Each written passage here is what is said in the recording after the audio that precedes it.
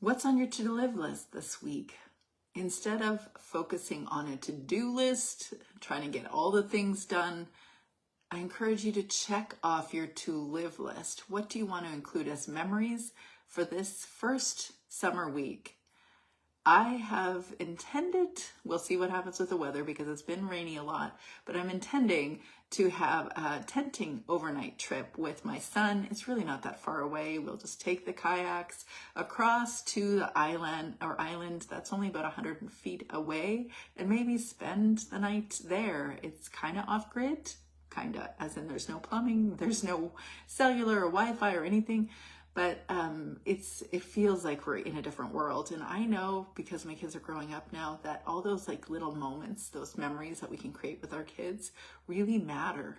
And they just get locked into our scrapbook of our minds, and they matter to me. So that is on my to-live list this week, assuming that the rain actually stops here in the Western British Columbia. So this week I released an episode about diving deep into books that can be helpful for you, that can help be important influencers for you.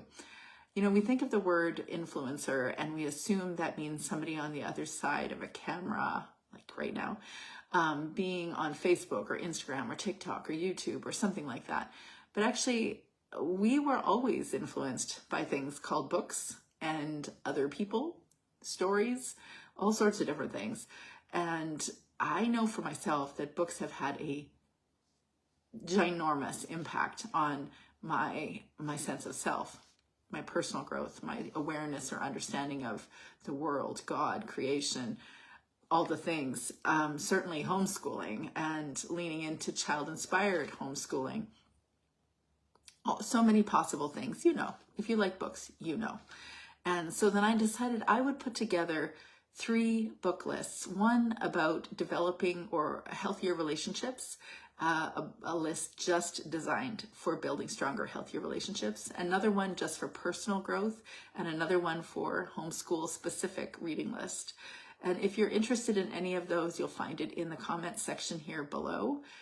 If you've got a book stack, you typically have a book stack every summer like I do, where you just grab a few books that look interesting. They're lighter versions of the heavier kind of books that you read during fall and winter.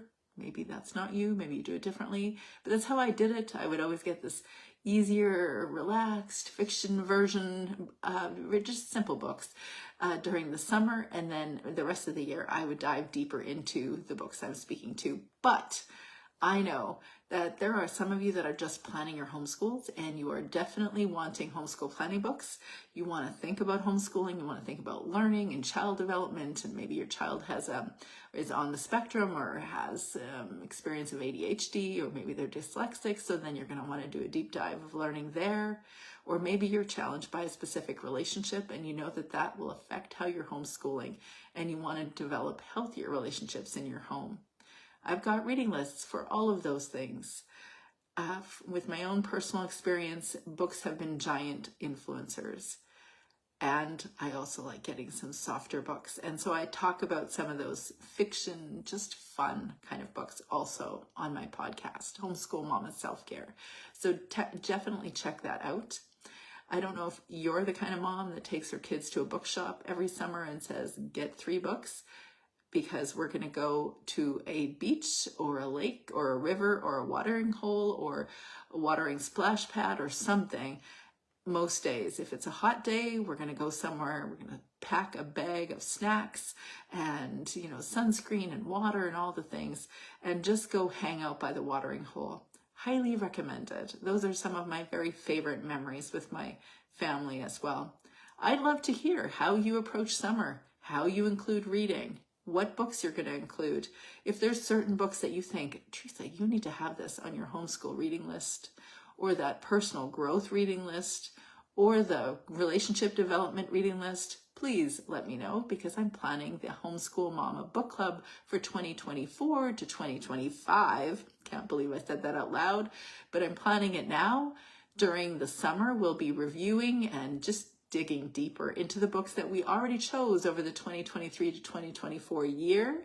So if you felt like, oh, I wish I had got a chance to hang out with that book and that discussion, you can join us.